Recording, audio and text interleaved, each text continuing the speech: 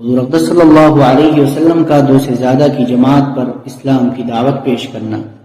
حضرت ابن عباس رضی اللہ تعالیٰ عنہ فرماتے ہیں، عتبہ بن ربیعہ، شیبہ بن ربیعہ، ابو سفیان بن حرب اور بنو عبد الدار کے ایک آدمی اور بنو الاسد کے ابو البختری اور اسود بن عبد المطلب بن اسد اور زمعہ بن اسود اور ولید بن مغیرہ اور ابو جہل بن ہشام اور عبداللہ بن ابی امیہ اور امیہ بن خلف اور عاص بن وائل اور نبیہ بن حجاج سہمی اور منبہ بن حجاج سہمی اور کم و بیش سب کے سب سورج ڈوبنے کے بعد کعبہ کے پیچھے کی جانب جمع ہوئے اور آپس کے مشورے سے یہ بات طے کی کہ محمد کو آدمی بھیج کر بلاؤ اور ان سے کھل کر بات کرو اور ان سے اتنا جھگڑا کرو کہ لوگ سمجھ لیں کہ ہم نے پوری کوشش کی ہے۔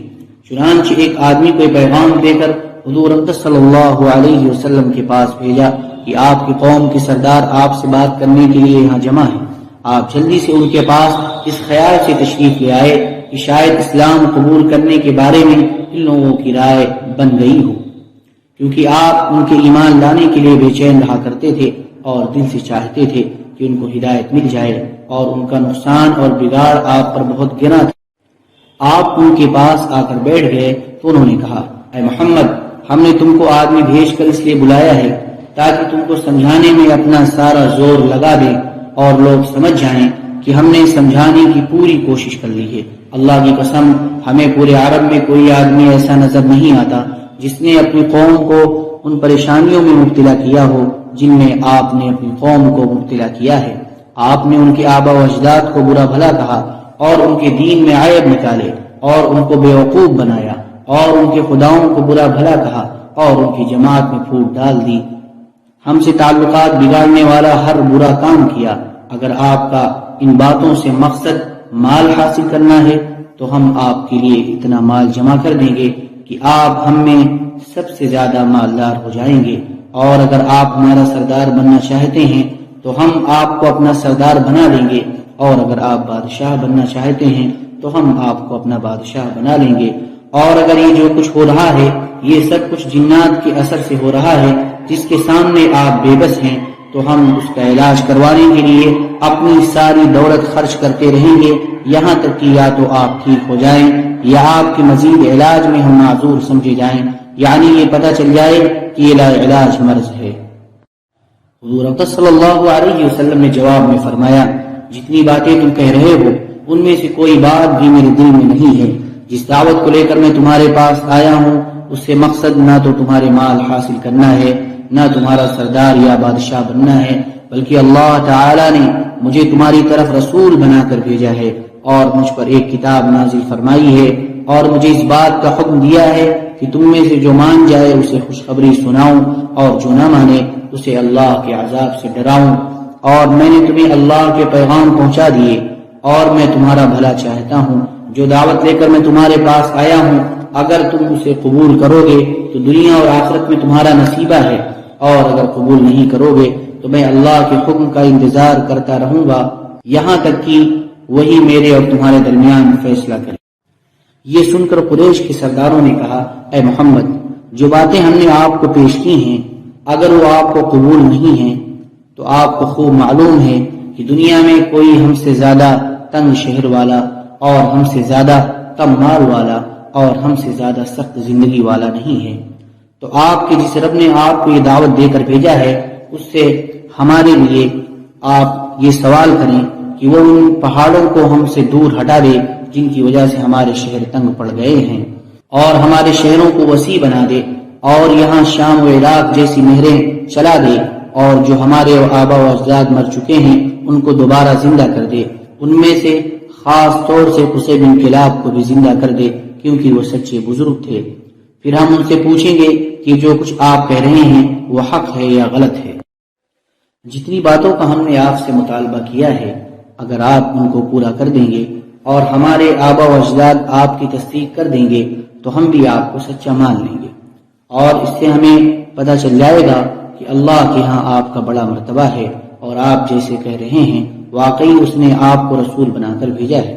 اس پر آپ صلی اللہ علیہ وسلم نے ان سے فرمایا، مجھے ان کاموں کے لیے نہیں بھیجا گیا، اور میں تمہارے پاس وہی باتیں لے کر آیا ہوں جن کو دے کر اللہ نے مجھے بھیجا ہے، اور جو کچھ دے کر مجھے تمہاری طرف بھیجا گیا ہے وہ سب میں تمہیں پہنچا چکا ہوں۔ اگر تم انہیں قبول کرو گے تو تمہیں دنیا اور آخرت میں خوش قسمتی ملے گی، اور اگر تم قبول نہ کرو گے تو میں اللہ کے حکم کا انتظار کروں گا یہاں تک کہ وہی میرے اور تمہارے درمیان فیصلہ کرے۔ اس پر ان سرداروں نے کہا، اگر آپ ہمارے لیے یہ باتیں کرنے کو تیار نہیں ہیں تو کم از کم اپنے لیے اتنا تو کرو کہ اپنے رب سے کہو کہ وہ ایک فرشتہ بھیج دے جو آپ کی باتوں کی تصدیق کرے اور آپ کی طرف سے ہمیں جواب دیا کرے، اور اپنے رب سے کہو کہ وہ آپ کے لیے باغات، خزانے اور سونے چاندی کے محلات بنا دے، جس کی وجہ سے آپ کو ان باتوں کی تکلیف نہ اٹھانی پڑے جن کو ہم دیکھ رہے ہیں کہ آپ کو بازاروں میں جا کر ہماری طرح روزی تلاش کرنی پڑتی ہے۔ اگر آپ کا رب ایسا کر دے گا تو اس سے ہمیں پتہ چل جائے گا کہ آپ کا اپنے رب کے ہاں بڑا درجہ ہے، اور جیسے آپ کہہ رہے ہیں واقعی آپ اس کے رسول ہیں۔ آپ نے فرمایا، نہ ہی میں یہ کروں گا اور نہ ہی میں اپنے رب سے مانگوں گا، اور نہ ہی مجھے اس کام کے لیے تمہارے پاس بھیجا گیا ہے۔ اللہ نے تو مجھے خوشخبری سنانے والا اور ڈرانے والا بنا کر بھیجا ہے۔ تو جو باتیں میں تمہارے پاس لے کر آیا ہوں اگر تم ان کو قبول کر لو گے تو دنیا اور آخرت میں تمہارا نصیبہ ہے، اور اگر قبول نہیں کرو گے تو میں اللہ کے حکم کا انتظار کروں گا یہاں تک کہ وہی میرے اور تمہارے درمیان فیصلہ کر دے۔ اس پر ان سرداروں نے کہا کہ آپ ہم پر آسمان گرا دیں، جیسے کہ آپ کا کہنا ہے کہ اگر آپ کا رب چاہے تو وہ ایسا کر سکتا ہے، کیونکہ جب تک آپ ایسا نہیں کریں گے ہم ہرگز آپ کو سچا نہیں مانیں گے۔ ان سے آپ نے فرمایا، یہ تو اللہ کے اختیار میں ہے، وہ اگر چاہے تو تمہارے ساتھ ایسا بھی کر دے۔ ان سرداروں نے کہا، کیا آپ کے رب کو اس کا علم نہیں تھا کہ ہم آپ کے پاس بیٹھیں گے اور ہم آپ سے سوالات اور مطالبے کریں گے؟ تو آپ کو پہلے ہی سے یہ سب کچھ بتا دیتا اور ہمارے جوابات آپ کو سکھا دیتا، اور آپ کو یہ بھی بتا دیتا کہ اگر ہم آپ کی لائی ہوئی باتوں کو قبول نہیں کریں گے تو ہمارے ساتھ کیا معاملہ کرے گا۔ ہمیں تو یہ خبر پہنچی ہے کہ آپ کو یہ سب کچھ یمامہ کا ایک آدمی سکھاتا ہے جسے رحمان کہا جاتا ہے۔ اللہ کی قسم ہم ہرگز رحمان پر ایمان نہیں لائیں گے، اور اے محمد ہم نے آپ کے سامنے اپنے تمام اعذار رکھ دیے ہیں اور آپ کے لیے کوئی گنجائش نہیں چھوڑی۔ اللہ کی قسم اب ہم آپ کا پیچھا نہیں چھوڑیں گے، اور جو کچھ آپ نے ہمارے ساتھ کیا ہے ہم اس کا بدلہ لے کر رہیں گے، یہاں تک کہ یا تو ہم آپ کو ختم کر دیں یا آپ ہمیں ختم کر دیں۔ ان میں سے ایک بولا کہ ہم فرشتوں کی عبادت کرتے ہیں جو کہ اللہ کی بیٹیاں ہیں، اور دوسرے نے کہا ہم آپ کو اس وقت سچا مانیں گے جب آپ ہمارے سامنے اللہ اور فرشتوں کو لا کر کھڑا کر دیں گے۔ جب وہ یہ باتیں کرنے لگے تو حضور اقدس صلی اللہ علیہ وسلم وہاں سے کھڑے ہو گئے، اور آپ کے ساتھ آپ کی پھوپھی عاتکہ بن عبد المطلب کا بیٹا عبداللہ بن ابی امیہ بن مغیرہ بن عبداللہ بن عمر بن مخزوم بھی کھڑا ہوا، اور اس نے آپ سے کہا، اے محمد آپ کی قوم نے آپ کے سامنے مال اور سرداری اور بادشاہت کی پیشکش کی ہے، لیکن آپ نے ان سب کو ٹھکرا دیا۔ پھر انہوں نے آپ سے اپنے فائدے کے کچھ کام کروانے چاہے تاکہ ان کو ان کاموں کے ذریعے اللہ کے ہاں آپ کے درجے کا پتہ چل جائے، لیکن آپ نے وہ بھی نہ کیا۔ پھر انہوں نے آپ سے مطالبہ کیا کہ آپ ان کو جس عذاب سے ڈراتے ہیں وہ عذاب جلدی لے آئیں۔ اللہ کی قسم میں آپ پر تب ایمان لاؤں گا جب آپ آسمان تک سیڑھی لگا کر اس پر چڑھنے لگ جائیں، اور میں آپ کو دیکھتا رہوں یہاں تک کہ آپ آسمان تک پہنچ جائیں اور وہاں سے اپنے ساتھ کھلا ہوا صحیفہ لے کر اتریں، اور آپ کے ساتھ 4 فرشتے بھی ہوں جو اس بات کی گواہی دیں کہ آپ ویسے ہی ہیں جیسے کہ آپ کا دعویٰ ہے۔ اور اللہ کی قسم آپ اگر اس طرح کر بھی دیں تو بھی میرا خیال یہی ہے کہ پھر بھی میں آپ کو سچا نہیں مانوں گا۔ یہ کہہ کر حضور اکرم صلی اللہ علیہ وسلم کے پاس سے وہ چلا گیا، اور حضور اکرم صلی اللہ علیہ وسلم وہاں سے اپنے گھر تشریف لے آئے، اور 2 باتوں کی وجہ سے آپ کو بڑا غم اور افسوس تھا۔ ایک تو یہ کہ آپ ان کے بلانے پر جس چیز کی امید لگا کر گئے تھے وہ پوری نہ ہوئی، دوسرے یہ کہ آپ نے دیکھا کہ وہ آپ سے دور ہوتے جا رہے ہیں۔ حضرت محمود بن لبیب قبیلہ بنو عبد الاشحل والے بیان کرتے ہیں کہ جب ابو حیثر انس بن رافع مدینے سے مکہ آیا اور اس کے ساتھ بنو عبد الاشحل کے کچھ نوجوان بھی تھے جن میں ایاس بن معاذ رضی اللہ تعالیٰ عنہ بھی تھے، اور یہ لوگ اپنی قوم قبیلہ خزرج کی طرف سے قریش کے ساتھ دوستی اور مدد کا معاہدہ کرنا چاہتے تھے، تو حضور اقدس صلی اللہ علیہ وسلم نے ان کے آنے کی خبر سنی اور آپ ان کے پاس تشریف لائے اور ان کے پاس بیٹھ کر فرمایا کہ تم جس کام کے لیے آئے ہو اس سے بہتر بات تم کو نہ بتاؤں؟ انہوں نے کہا وہ کون سی بات ہے؟ آپ نے فرمایا میں اللہ کا رسول ہوں، مجھے اللہ نے بندوں کی طرف بھیجا ہے، میں ان کو اللہ کی دعوت دیتا ہوں کہ وہ اس کی عبادت کریں اور اس کے ساتھ کسی کی چیز کو بھی شریک نہ کریں، اور اللہ تعالیٰ نے مجھ پر کتاب نازل فرمائی ہے۔ پھر آپ نے اسلام کی خوبیوں کا تذکرہ کیا اور انہیں قرآن پڑھ کر سنایا۔ حضرت ایاس بن معاذ جو نوعمر لڑکے تھے، انہوں نے کہا اے میری قوم، اللہ کی قسم تم جس کام کے لیے آئے ہو واقعی یہ اس سے بہتر ہے۔ تو ابو حیثر انس بن رافع نے کنکریوں کی ایک مٹھی لے کر حضرت ایاس کے چہرے پر ماری اور کہا اس بات کو چھوڑو، میری جان کی قسم ہم تو کسی اور کام کے لیے آئے ہیں۔ حضرت ایاس خاموش ہو گئے اور حضور اقدس صلی اللہ علیہ وسلم وہاں سے کھڑے ہو کر تشریف لے گئے اور یہ لوگ مدینہ واپس چلے گئے۔ پھر اوس اور خزرج کے درمیان جنگ بیعاث کا واقعہ پیش آیا، جس کے کچھ ہی عرصے کے بعد حضرت ایاس کا انتقال ہو گیا۔ محمود بن لبید کہتے ہیں کہ میری قوم کے جو لوگ حضرت ایاس کے انتقال کے وقت ان کے پاس موجود تھے، انہوں نے مجھے بتایا کہ وہ لوگ ان سے لا الہ الا اللہ اور اللہ اکبر اور سبحان اللہ مرتے دم تک سنتے رہے، اور اس بات میں انہیں کوئی شک نہیں کہ ان کا حالت اسلام پر انتقال ہوا۔ جس مجلس میں انہوں نے حضور اقدس صلی اللہ علیہ وسلم سے اسلام کی دعوت کو سنا تھا، اسی مجلس میں اسلام کو قبول کر لیا تھا۔ حضور اقدس صلی اللہ علیہ وسلم کا مجمع کے سامنے دعوت کو پیش فرمانا۔ حضرت ابن عباس رضی اللہ تعالیٰ عنہ فرماتے ہیں کہ جب اللہ تعالیٰ نے یہ آیت نازل فرمائی وَأَنذِرْ عَشِيرَتَكَ الْأَقْرَبِينَ، جس کا ترجمہ یہ ہے اور ڈر سنا دے اپنے قریب کے رشتہ داروں کو، تو حضور اقدس صلی اللہ علیہ وسلم باہر تشریف لائے اور مروہ پہاڑی پر چڑھ گئے اور آپ نے پکار کر کہا اے آل فہر، تو قریش آپ کے پاس آ گئے۔ ابو لہب بن عبد المطلب نے کہا یہ فہر قبیلہ آپ کے پاس حاضر ہے، لہذا فرمائیں کیا کہنا چاہتے ہیں؟ آپ نے فرمایا اے آل غالب، تو فہر کی اولاد میں سے بنو محارب اور بنو حارث واپس چلے گئے۔ آپ نے فرمایا اے آل لوئی بن غالب، تو بنو تیم الادرم بن غالب واپس چلے گئے۔ پھر آپ نے فرمایا اے آل کعب بن لوئی، تو بنو عامر بن لوئی واپس چلے گئے۔ پھر آپ نے فرمایا اے آل مرہ بن کعب، تو بنو عدی بن کعب اور بنو سہم اور بنو جمح بن عمرو بن حسیس بن کعب بن لوئی واپس چلے گئے۔ پھر آپ نے فرمایا اے آل کلاب بن مرہ، تو بنو مخزوم بن یقظہ بن مرہ اور بنو تیم بن مرہ واپس چلے گئے۔ پھر آپ نے فرمایا اے آل قصی، تو بنو زہرہ بن کلاب واپس چلے گئے۔ پھر آپ نے فرمایا اے آل عبد مناف، تو بنو عبد الدار قصی اور بنو اسد بن عبد العزہ بن قصی اور بنو عبد بن قصی واپس چلے گئے۔ ابو لہب نے کہا یہ بنو عبد مناف آپ کے پاس حاضر ہیں، آپ فرمائیں کیا کہتے ہیں؟ تو آپ نے فرمایا کہ اللہ تعالیٰ نے مجھے حکم دیا ہے کہ میں اپنے قریبی رشتہ داروں کو ڈراؤں، اور آپ لوگ ہی قریش میں سے میرے قریبی رشتہ دار ہو، اور میرا اللہ کے سامنے کوئی اختیار نہیں چلتا، اور نہ میں آخرت میں تمہارے لیے کچھ کرا سکتا ہوں جب تک کہ تم لا الہ الا اللہ کا اقرار نہ کر لو، اور جب تم اس کا اقرار کر لو گے تو اس کلمے کی وجہ سے تمہارے رب کے سامنے تمہارے لیے گواہی دے سکوں گا، اور اس کی وجہ سے تمام عرب تمہارے مطیع اور فرما بردار ہو جائیں گے، اور تمام عجم تمہاری بات مان کر چلیں گے۔ اس پر ابو لہب بولا تو برباد ہو جائے، کیا اسی لیے ہم کو بلایا تھا؟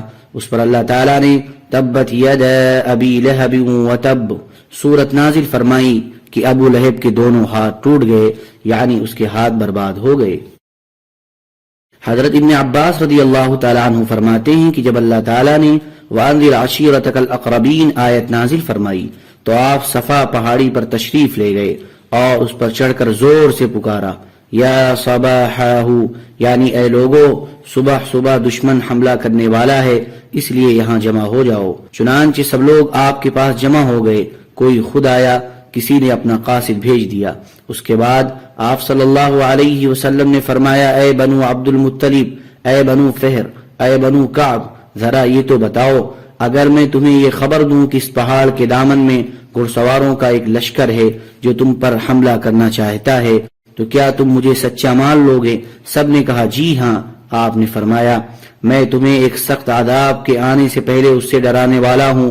ابو لہب بولا تو برباد ہو جائے، ہمیں محض اسی لیے بلایا تھا، اور اللہ عز و جل نے تبت یدا ابی لہب وتب سورت نازل فرمائی۔ حضور اقدس صلی اللہ علیہ وسلم کا موسم حج میں قبائل عرب پر دعوت کو پیش فرمانا۔ حضرت عبداللہ بن کعب بن مالک رضی اللہ تعالیٰ عنہ فرماتے ہیں، حضور اقدس صلی اللہ علیہ وسلم نبوت کے 3 سال تک چھپ کر دعوت کا کام کرتے رہے، پھر 4تھے سال آپ نے علی الاعلان دعوت کا کام شروع کر دیا، جو وہاں 10 سال تک چلتا رہا۔ اس عرصے میں آپ موسم حج میں بھی دعوت کا کام کیا کرتے تھے، اور عکاظ اور مجنہ اور ذی المجاز بازاروں میں حاجیوں کے پاس ان کی قیام گاہوں میں جایا کرتے تھے، اور انہیں اس بات کی دعوت دیا کرتے تھے کہ وہ آپ کی مدد کریں اور آپ کی حفاظت کریں، تاکہ آپ اپنے رب عز و جل کا پیغام پہنچا سکیں، اور ان کو اس کے بدلے میں جنت ملے گی۔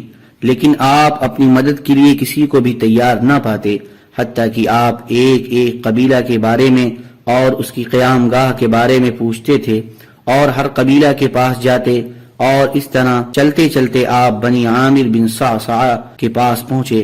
آپ کو کبھی کسی طرح سے اتنی اذیت نہیں پہنچی جتنی ان کی طرف سے پہنچی، یہاں تک کہ جب آپ ان کے پاس سے واپس چلے تو آپ کو پیچھے سے پتھر مار رہے تھے۔ پھر آپ بنو محارب بن خصفہ کے پاس تشریف لے گئے۔ ان میں آپ کو ایک بوڑھا ملا جس کی عمر 120 سال تھی۔ آپ نے اس سے گفتگو فرمائی اور اس کو اسلام کی دعوت دی، اور اس بات کی دعوت دی کہ وہ آپ کی مدد اور آپ کی حفاظت کرے تاکہ آپ اپنے رب کا پیغام پہنچا سکے۔ تو اس بڈھے نے جواب دیا، او آدمی، تیری قوم تیرے حالات کو ہم سے زیادہ جانتی ہے۔ اللہ کی قسم، جو بھی تجھے اپنے ساتھ اپنے علاقے میں لے کر جائے گا وہ حاجیوں میں سب سے زیادہ بری چیز کو لے کر جائے گا، نعوذ باللہ۔ اپنے آپ کو ہم سے دور رکھو، یہاں سے چلے جاؤ۔ اور ابو لہب وہاں کھڑا ہوا اس محاربی بڈھے کی بات سن رہا تھا، تو اس محاربی بڈھے کے پاس کھڑے ہو کر کہنے لگا، اگر سارے حاجی تیری طرح سخت جواب دینے والے ہوتے تو یہ آدمی اپنے دین کو چھوڑ دیتا، یہ ایک بے دین ہے اور جھوٹا آدمی ہے، نعوذ باللہ۔ اس محاربی بڈھے نے جواب دیا، تم اس کو زیادہ جانتے ہو، یہ تمہارا بھتیجا ہے اور رشتہ دار ہے، اے ابو عتبہ، شاید اسے جنون ہے، ہمارے ساتھ قبیلے کا ایک آدمی ہے جو اس کا علاج جانتا ہے۔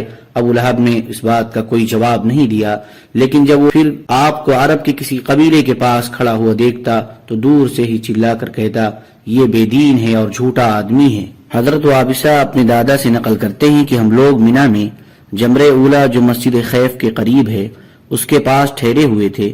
حضور اقدس صلی اللہ علیہ وسلم ہمارے پاس ہماری قیام گاہ میں تشریف لائے، اور آپ کی سواری پر آپ کے پیچھے حضرت زید بن حارثہ رضی اللہ تعالی عنہ بھی بیٹھے ہوئے تھے۔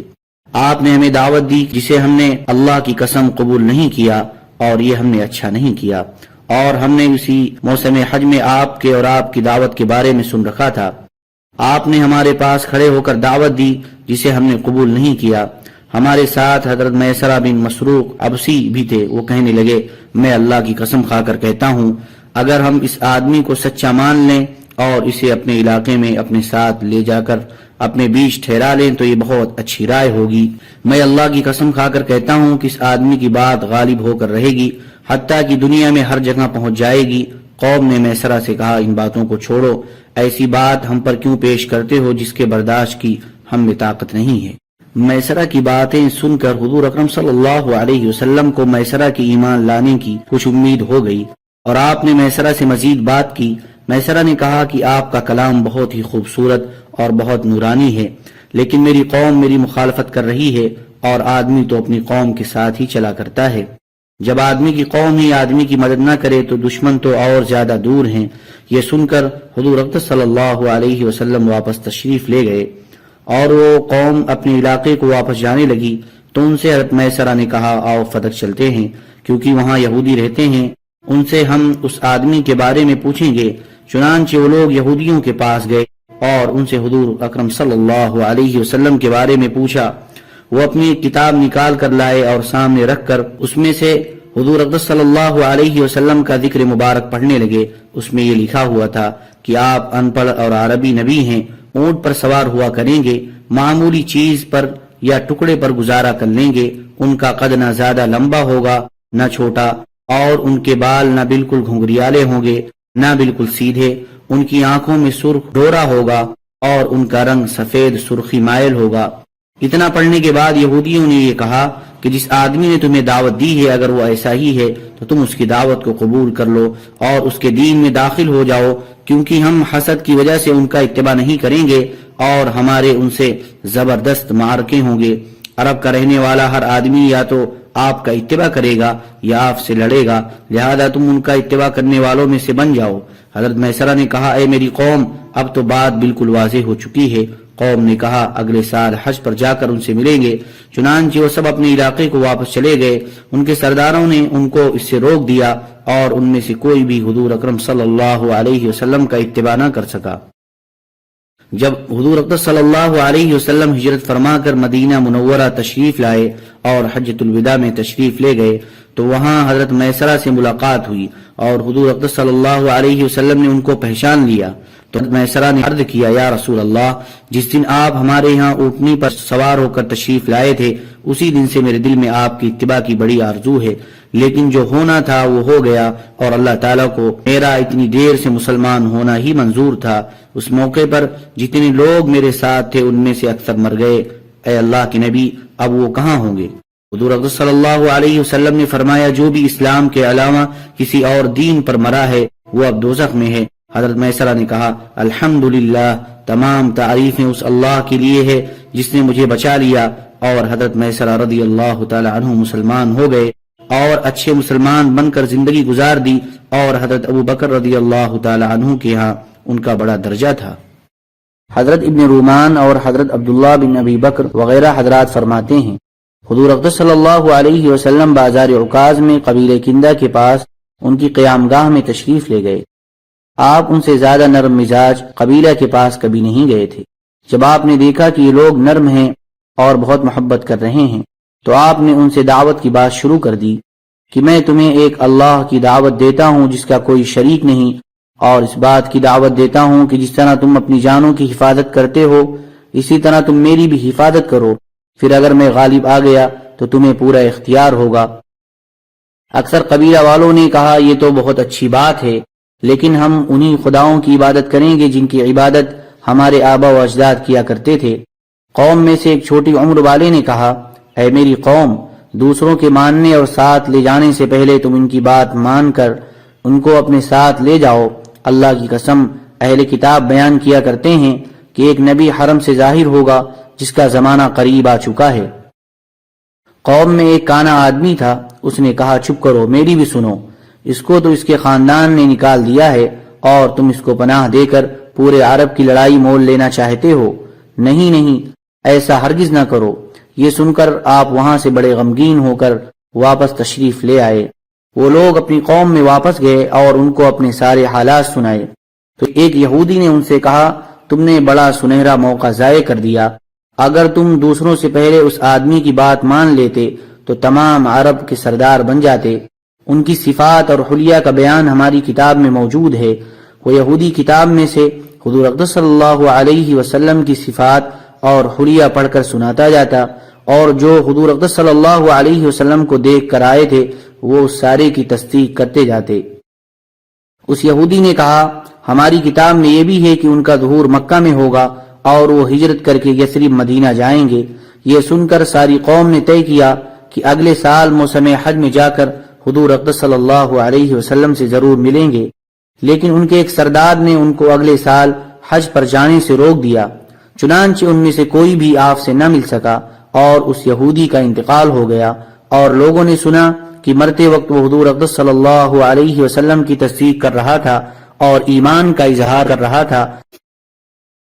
حضرت عبد الرحمن عامری اپنی قوم کے چند بزرگوں سے نقل کرتے ہیں کہ ہم لوگ بازار عکاظ میں ٹھہرے ہوئے تھے، وہاں ہمارے پاس حضور اقدس صلی اللہ علیہ وسلم تشریف لائے اور آپ نے فرمایا تم کون سے قبیلے کے لوگ ہو؟ ہم نے کہا بنو عامر بن صعصعہ کے۔ آپ نے فرمایا بنو عامر کے کون سے خاندان سے ہو؟ ہم نے کہا بنو کعب بن ربیعہ کے۔ آپ نے فرمایا تمہارا دبدبہ اور رعب کیسا ہے؟ ہم نے کہا کسی کی مجال نہیں ہے کہ کوئی ہمارے علاقے میں آ کر کسی چیز کو ہاتھ لگا سکے یا ہماری آگ پر ہاتھ تاپ سکے، یعنی ہم بڑے بہادر ہیں، ہمارا کوئی مقابلہ نہیں کر سکتا۔ حضور اقدس صلی اللہ علیہ وسلم نے ان سے فرمایا میں اللہ کا رسول ہوں، اگر میں تمہارے پاس آ جاؤں تو تم لوگ میری حفاظت کرو گے تاکہ میں اپنے رب کا پیغام پہنچا سکوں، اور میں تم میں سے کسی کو کسی بات پر مجبور نہیں کرتا۔ تو اس قبیلہ والوں نے کہا آپ قریش کے کون سے خاندان سے ہیں؟ آپ نے فرمایا بنو عبد المطلب کے خاندان سے ہوں۔ تو انہوں نے کہا بنو عبد مناف نے آپ کے ساتھ کیا برتاؤ کیا؟ آپ نے فرمایا کہ انہوں نے تو سب سے پہلے مجھے جھٹلایا اور دھتکارا۔ انہوں نے کہا ہم آپ کو نہ دھتکارتے ہیں اور نہ آپ پر ایمان لاتے ہیں، البتہ آپ کو اپنے علاقے میں لے جائیں گے اور آپ کی ہر طرح حفاظت کریں گے تاکہ آپ اپنے رب کا پیغام پہنچا سکیں۔ چنانچہ آپ ان کے ساتھ جانے کے ارادے سے سواری سے اتر کر ان کے پاس بیٹھ گئے۔ وہ لوگ بازار میں خرید و فروخت کرنے لگے، اتنے میں ان کے پاس بیحرہ بن فراس قشیری آیا اور اس نے پوچھا یہ مجھے تمہارے پاس کون نظر آ رہا ہے جسے میں پہچانتا نہیں ہوں؟ انہوں نے کہا یہ محمد بن عبداللہ قریشی ہیں۔ اس نے کہا تمہارا ان سے کیا تعلق ہے؟ وہ کہنے لگے انہوں نے ہمارے پاس آ کر یہ کہا ہے کہ وہ اللہ کے رسول ہیں اور ہم سے اس بات کا مطالبہ کیا کہ ہم ان کو اپنے علاقے میں لے جائیں اور ان کی ہر طرح حفاظت کریں تاکہ وہ اپنے رب کا پیغام پہنچا سکیں۔ اس نے پوچھا تم نے ان کو کیا جواب دیا؟ انہوں نے کہا کہ ہم نے ان کو خوش آمدید کہا اور یہ کہا کہ ہم آپ کو اپنے علاقے میں لے جائیں گے اور اپنی جانوں کی طرح آپ کی بھی حفاظت کریں گے۔ بیحرہ بولا جہاں تک میرا خیال ہے اس بازار والوں میں سے تم سب سے زیادہ بری چیز لے کر جا رہے ہو، تم ایسا کرنے لگے ہو جس کی وجہ سے تمام لوگ تمہارے دشمن بن کر تمہارا بائیکاٹ کر دیں گے اور سارے عرب مل کر تم سے لڑیں گے۔ اس کی قوم اس کو اچھی طرح جانتی ہے، اگر ان لوگوں کو ان میں کوئی بھلائی نظر آتی تو ان کا ساتھ دینے میں اپنی بڑی سعادت سمجھتے۔ یہ اپنی قوم کا ایک کم عقل آدمی ہے، نعوذ باللہ، اور اسے اس کی قوم نے دھتکار دیا ہے اور جھٹلا دیا ہے، اور تم اسے ٹھکانہ دینا چاہتے ہو اور اس کی مدد کرنا چاہتے ہو، تم نے بالکل غلط فیصلہ کیا ہے۔ پھر اس نے حضور اقدس صلی اللہ علیہ وسلم کی طرف مڑ کر کہا کہ اٹھو اور اپنی قوم کے پاس چلے جاؤ، اللہ کی قسم اگر تم میری قوم کے پاس نہ ہوتے تو میں تمہاری گردن اڑا دیتا۔ چنانچہ حضور اقدس صلی اللہ علیہ وسلم اٹھے اور اپنی اونٹنی پر سوار ہو گئے۔ خبیث بیحرہ نے حضور اقدس صلی اللہ علیہ وسلم کی اونٹنی کی کوکھ میں لکڑی سے زور سے چکا دیا جس سے آپ کی اونٹنی بلک گئی اور آپ اونٹنی سے نیچے گر گئے۔ اور اس دن حضرت زباعہ بنت عامر بن قرط اپنے چچا زاد بھائیوں سے ملنے کے لیے اس قبیلہ بنو عامر میں آئی ہوئی تھیں، اور وہ ان عورتوں میں سے تھیں جو مسلمان ہو کر مکہ میں حضور اقدس صلی اللہ علیہ وسلم کا ساتھ دیا کرتی تھیں۔ وہ یہ منظر دیکھ کر بیتاب ہو کر بول اٹھی اے عامر کی اولاد، آج تم میں سے کوئی بھی عامر کی طرح میری مدد کرنے والا نہیں رہا، یا آج سے میرا قبیلہ عامر سے کوئی تعلق نہیں ہے۔ کیا تمہارے سامنے اللہ کے رسول کے ساتھ یہ برا سلوک کیا جا رہا ہے اور تم میں سے کوئی بھی ان کی مدد کے لیے کھڑا نہیں ہوتا؟ چنانچہ ان کے 3 چچا زاد بھائی بیحرہ کی طرف لپکے اور 2 آدمی بیحرہ کی مدد کے لیے اٹھے۔ ان تینوں بھائیوں میں سے ہر ایک نے ایک ایک کو پکڑ کر زمین پر گرا لیا اور ان کے سینوں پر بیٹھ کر ان کے چہروں پر خوب تھپڑ مارے۔ اس پر حضور اقدس صلی اللہ علیہ وسلم نے فرمایا اے اللہ ان تینوں بھائیوں پر برکت نازل فرما اور ان تینوں پر لعنت کر۔ راوی کہتے ہیں کہ حضور اقدس صلی اللہ علیہ وسلم کی مدد کرنے والے تینوں بھائی مسلمان ہوئے اور انہوں نے شہادت کا مرتبہ پایا، اور باقی تینوں ذلت کی موت مرے۔ اور جن 2 آدمیوں نے بیحرہ بن فراس کی مدد کی ان میں سے ایک کا نام حسن بن عبداللہ اور دوسرے کا نام معاویہ بن عبادہ ہے، اور جن 3 بھائیوں نے حضور اقدس صلی اللہ علیہ وسلم کی مدد کی وہ غطریب بن سہل اور غطفان بن سہل اور عروہ بن عبداللہ ہیں۔ حضرت زہری بیان کرتے ہیں کہ حضور اقدس صلی اللہ علیہ وسلم بنو عامر بن صعصعہ کے پاس تشریف لے گئے اور ان کو اللہ کی دعوت دی اور اپنے آپ کو ان پر پیش کیا کہ وہ آپ کی مدد کریں۔ ان میں سے بیحرہ بن فراس نامی آدمی نے کہا کہ اگر میں قریش کی اس نوجوان کا دامن پکڑ لوں تو میں اس کے ذریعے سے سارے عرب کو ختم کر سکتا ہوں۔ پھر اس نے حضور اقدس صلی اللہ علیہ وسلم سے کہا آپ یہ بتائیں کہ اگر آپ کے کام میں ہم آپ کا ساتھ دیں اور پھر اللہ تعالیٰ آپ کو آپ کے مخالفوں پر غالب کر دے تو آپ کے بعد کیا حکومت ہمیں مل جائے گی؟ حضور اقدس صلی اللہ علیہ وسلم نے فرمایا اس کا اختیار تو اللہ کو ہے، وہ جسے چاہے دے۔ اس نے کہا واہ واہ، آپ کو بچانے کے لیے عربوں کے سامنے ہم اپنے سینے کر دیں اور جب اللہ آپ کو غالب کر دے تو حکومت دوسروں کو مل جائے، ہمیں آپ کے کام کی کوئی ضرورت نہیں ہے۔ اور یہ کہہ کر ان سب نے حضور اقدس صلی اللہ علیہ وسلم کا انکار کر دیا۔ جب حاجی لوگ واپس جانے لگے تو بنو عامر بھی اپنے علاقے کو واپس گئے۔ وہاں ایک بڑے میاں تھے جن کی عمر بہت زیادہ تھی، جو ان کے ساتھ حج کا سفر نہیں کر سکتے تھے، اور جب ان کے قبیلے والے حج کر کے واپس آتے تو ان کو اس حج کی ساری کارگزاری سناتے۔ چنانچہ اس سال جب قبیلے کے لوگ حج کر کے واپس ہوئے تو انہوں نے اس حج کے سارے حالات ان سے پوچھے۔ انہوں نے یہ بتایا کہ ایک قریشی نوجوان جو بنو عبد المطلب میں سے تھے وہ ہمارے پاس آئے تھے، جو یہ کہہ رہے تھے کہ وہ نبی ہیں اور ہمیں اس بات کی دعوت دے رہے تھے کہ ہم ان کی حفاظت کریں اور ان کا ساتھ دیں اور ان کو اپنے علاقے میں لے آئیں۔ یہ سن کر اس بڑے میاں نے اپنا سر پکڑ لیا اور کہا، اے بنی عامر، کیا اس غلطی کی کوئی تلافی ہو سکتی ہے؟ کیا اس پرندے کی دم ہاتھ میں آ سکتی ہے؟ یعنی تم نے ایک سنہرا موقع کھو دیا۔ اس ذات کی قسم جس کے قبضے میں فلاں کی جان ہے، آج تک کبھی کسی اسماعیلی نے نبوت کا جھوٹا دعویٰ نہیں کیا، ان کا دعوی نبوت بالکل حق ہے، تمہاری عقل کہاں چلی گئی تھی؟ حضرت زہری بیان کرتے ہیں کہ حضور اقدس صلی اللہ علیہ وسلم قبیلہ کندہ کے پاس ان کی قیام گاہ میں تشریف لے گئے، اور ان میں ملیح نامیان کا ایک سردار بھی تھا۔ آپ نے ان کو اللہ عز و جل کی دعوت دی اور اپنے آپ کو ان پر پیش کیا کہ مجھے اپنے ساتھ اپنے علاقے میں لے جاؤ تاکہ میں اللہ کا پیغام پہنچا سکوں، لیکن سب نے انکار کر دیا۔ حضرت محمد بن عبد الرحمن بن حسین بیان کرتے ہیں کہ حضور اقدس صلی اللہ علیہ وسلم قبیلہ کلب کے خاندان بنو عبداللہ کے پاس ان کی قیام گاہ میں تشریف لے گئے اور ان کو اللہ کی دعوت دی اور اپنے آپ کو ان پر پیش کیا، یہاں تک کہ آپ ان کو آمادہ کرنے کے لیے یہ فرما رہے تھے کہ اے عبداللہ، اللہ نے تمہارے باپ کا نام بہت اچھا رکھا ہے، لیکن انہوں نے آپ کی پیش کردہ دعوت کو قبول نہ کیا۔ حضرت عبداللہ بن کعب بن مالک فرماتے ہیں کہ حضور اقدس صلی اللہ علیہ وسلم قبیلہ بنی حنیفہ کے پاس ان کی قیام گاہ میں تشریف لے گئے اور ان کو اللہ کی دعوت دی اور اپنے آپ کو ان پر پیش کیا، لیکن عربوں میں سے کسی نے آپ کی دعوت کو ان سے زیادہ برے طریقے سے نہیں ٹھکرایا۔ حضرت عباس رضی اللہ تعالیٰ عنہ بیان فرماتے ہیں کہ مجھ سے حضور اقدس صلی اللہ علیہ وسلم نے ارشاد فرمایا کہ مجھے تمہارے پاس اور تمہارے بھائی کے پاس اپنی حفاظت کا سامان نظر نہیں آ رہا ہے، کیا آپ مجھے کل بازار لے جائیں گے تاکہ ہم مختلف قبائل کی قیام گاہوں میں جا کر ان کو دعوت دے سکیں؟ اور ان دنوں عرب وہاں اکٹھا ہوتے تھے۔ حضرت عباس رضی اللہ تعالیٰ عنہ فرماتے ہیں میں نے حضور اقدس صلی اللہ علیہ وسلم سے عرض کیا کہ یہ قبیلہ کندہ اور اس کے ہم خیال لوگ ہیں، اور یہ یمن سے حج کے لیے آنے والوں میں سب سے اچھے لوگ ہیں، اور یہ قبیلہ بکر بن وائل کی قیام گاہ ہے، اور یہ قبیلہ بنو عامر بن صعصعہ کی قیام گاہ ہے، آپ ان میں سے کسی کو اپنے لیے پسند فرما لیں۔ چنانچہ آپ نے قبیلہ کندہ سے دعوت کی ابتدا فرمائی اور ان کے پاس تشریف لے جا کر فرمایا کہ آپ لوگ کہاں کے ہیں؟ انہوں نے کہا یمن کے۔ آپ نے فرمایا یمن کے کون سے قبیلے کے؟ انہوں نے کہا قبیلہ کندہ کے۔ آپ نے فرمایا قبیلہ کندہ کے کون سے خاندان کے؟ انہوں نے کہا بنی عمرو بن معاویہ کے۔ آپ نے فرمایا کہ کیا اپنی بھلائی کو تمہارا دل چاہتا ہے؟ انہوں نے کہا وہ بھلائی کی بات کیا ہے؟ آپ صلی اللہ علیہ وسلم نے فرمایا تم لا الہ الا اللہ کی گواہی دو اور نماز قائم کرو اور جو کچھ اللہ کے پاس سے آیا ہے اس پر ایمان لاؤ۔ انہوں نے کہا کہ اگر آپ کامیاب ہو گئے تو اپنے بعد بادشاہت آپ ہمیں دے دیں گے؟ آپ نے فرمایا کہ بادشاہت دینے کا اختیار تو اللہ کو ہے، وہ جس کو چاہے دے دے۔ تو انہوں نے کہا جو دعوت آپ ہمارے پاس لے کر آئے ہیں ہمیں اس کی ضرورت نہیں ہے۔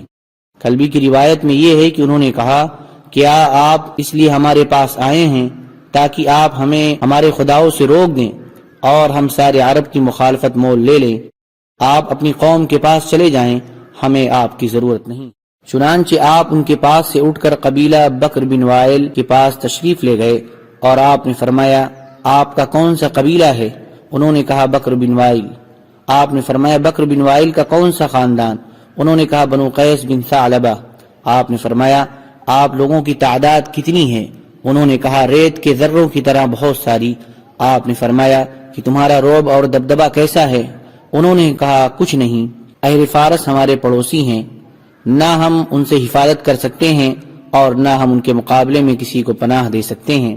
آپ نے فرمایا کہ 33 مرتبہ سبحان اللہ اور 33 مرتبہ الحمدللہ اور 34 مرتبہ اللہ اکبر اللہ کی رضا کے لیے پڑھنا اپنے ذمہ کر لو، تو اگر اللہ نے تمہیں باقی رکھا تو تم اہل فارس کے گھروں پر قبضہ کر لو گے اور ان کی عورتوں سے نکاح کر لو گے اور ان کے بیٹوں کو اپنا غلام بنا لو گے۔ انہوں نے کہا آپ کون ہیں؟ آپ نے فرمایا کہ میں اللہ کا رسول ہوں۔ پھر آپ وہاں سے آگے چل دیے۔ کلوی کی روایت میں یہ ہے کہ آپ کا چچا ابو لہب آپ کے پیچھے چل رہا تھا اور لوگوں سے کہہ رہا تھا کہ ان کی بات نہ مانو۔ چنانچہ جب حضور اقدس صلی اللہ علیہ وسلم ان کے پاس سے چلے گئے تو ابو لہب ان کے پاس سے گزرا۔ انہوں نے ابو لہب سے کہا تم اس آدمی کو جانتے ہو؟ اس نے کہا ہاں، یہ ہمارے قبیلہ میں چوٹی کا آدمی ہے، تم ان کی کس چیز کے بارے میں پوچھنا چاہتے ہو؟ حضور اقدس صلی اللہ علیہ وسلم نے ان کو جس بات کی دعوت دی تھی وہ ساری بات انہوں نے ابو لہب کو بتائی اور یہ کہا کہ وہ کہہ رہے تھے کہ وہ اللہ کے رسول ہیں۔ ابو لہب نے کہا خبردار اس کی بات کی کوئی اہمیت نہ دو کیونکہ وہ دیوانہ ہے، نعوذ باللہ من ذلک، پاگل پن میں الٹی سیدھی باتیں کرتا ہے۔ انہوں نے کہا کہ انہوں نے فارس والوں کے بارے میں جو کچھ کہا اس سے ہمیں یہی اندازہ ہوا۔ حضرت ربیعہ بن عباد رضی اللہ تعالیٰ عنہ فرماتے ہیں کہ میں نوجوان لڑکا اپنے والد کے ساتھ مینا میں تھا اور حضور اکرم صلی اللہ علیہ وسلم عرب کے قبائل کی قیام گاہوں میں تشریف لے جاتے تھے اور ان سے فرماتے تھے اے بنی فلاں، مجھے اللہ نے تمہارے پاس اپنا رسول بنا کر بھیجا ہے، میں تمہیں اس بات کا حکم دیتا ہوں کہ اللہ کی عبادت کرو اور اس کے ساتھ کسی چیز کو شریک نہ کرو، اور اللہ کے علاوہ جن کو اللہ کا شریک ٹھہرا کر عبادت کرتے رہو ان کو چھوڑ دو اور مجھ پر ایمان لاؤ اور میری تصدیق کرو اور میری حفاظت کرو تاکہ جو پیغام دے کر مجھے اللہ نے بھیجا ہے وہ میں اس کی طرف سے واضح طور پر پہنچا سکوں۔ حضرت ربیعہ فرماتے ہیں کہ آپ کے پیچھے ایک بھینگا اور خوبصورت آدمی تھا جس کی 2 زلفیں تھیں، ادنی جوڑا پہنے ہوئے تھے۔ جب حضور اقدس صلی اللہ علیہ وسلم اپنی گفتگو اور اپنی دعوت سے فارغ ہوئے تو اس آدمی نے کہا اے بنی فلاں، یہ آدمی تمہیں اس بات کی دعوت دیتا ہے کہ تم لات اور عزا کو اور بنی مالک بن عقیش کے حلیف جنوں کو اپنی گردن سے اتار پھینکو، اور جس بدعت اور گمراہی کو لے کر یہ آیا ہے اسے اختیار کر لو، اس کی بات ہرگز نہ مانو اور نہ اس کی بات سنو۔ حضرت ربیعہ فرماتے ہیں کہ میں نے اپنے والد سے کہا اے ابا جان، یہ آدمی کون ہے جو ان کے پیچھے لگا ہوا ہے اور جو وہ کہتے ہیں اس کی تردید کرتا ہے؟ میرے والد نے کہا یہ ان کا چچا عبد العزیٰ بن عبد المطلب ابو لہب ہے۔ مدرک سے یہ روایت ہے کہ انہوں نے کہا کہ میں نے اپنے والد کے ساتھ حج کیا، جب ہم مینا میں ٹھہرے ہوئے تھے تو ہم لوگوں نے ایک جگہ مجمع دیکھا۔ میں نے اپنے والد سے پوچھا کہ یہ مجمع کیسا ہے؟ انہوں نے کہا کہ ایک بے دین آدمی ہے، نعوذ باللہ من ذلک، جس کی وجہ سے لوگ جمع ہیں۔ میں نے وہاں دیکھا تو حضور اقدس صلی اللہ علیہ وسلم لوگوں سے فرما رہے تھے کہ اے لوگو لا الہ الا اللہ پڑھ لو، کامیاب ہو جاؤ گے۔ حضرت حارث بن حارث غامدی رضی اللہ عنہ فرماتے ہیں کہ ہم مینا میں ٹھہرے ہوئے تھے، میں نے اپنے والد سے پوچھا یہ مجمع کیسا ہے؟ انہوں نے کہا یہ سب ایک بے دین آدمی کی وجہ سے جمع ہیں۔ فرماتے ہیں کہ میں نے گردن اونچی کر کے دیکھا تو نظر آیا کہ حضور اقدس صلی اللہ علیہ وسلم لوگوں کو اللہ کی وحدانیت کی دعوت دے رہے ہیں اور لوگ آپ کی بات کا انکار کر رہے ہیں۔ حضرت حسان بن ثابت رضی اللہ تعالی عنہ فرماتے ہیں کہ میں حج کرنے گیا، وہاں حضور اقدس صلی اللہ علیہ وسلم لوگوں کو اسلام کی دعوت دے رہے تھے اور آپ کے صحابہ کو طرح طرح کی تکلیفیں دی جا رہی تھیں۔ چنانچہ میں حضرت عمر کے پاس آ کر کھڑا ہوا۔ اس وقت تک حضرت عمر مسلمان نہیں ہوئے تھے، وہ بنی عمر بن معمل کی ایک باندی کو تکلیفیں پہنچا رہے تھے۔ پھر حضرت عمر حضرت زنیرہ کے پاس آ کر رکے اور ان کو بھی طرح طرح کی تکلیفیں دینے لگے۔ حضرت علی بن ابی طالب رضی اللہ تعالی عنہ فرماتے ہیں کہ جب اللہ عز و جل نے اپنے نبی کریم صلی اللہ علیہ وسلم کو اس بات کا حکم دیا کہ آپ اپنے آپ کو قبائل عرب پر پیش کریں تو آپ مینا تشریف لے گئے۔ میں اور حضرت ابو بکر رضی اللہ تعالی عنہ آپ کے ساتھ تھے۔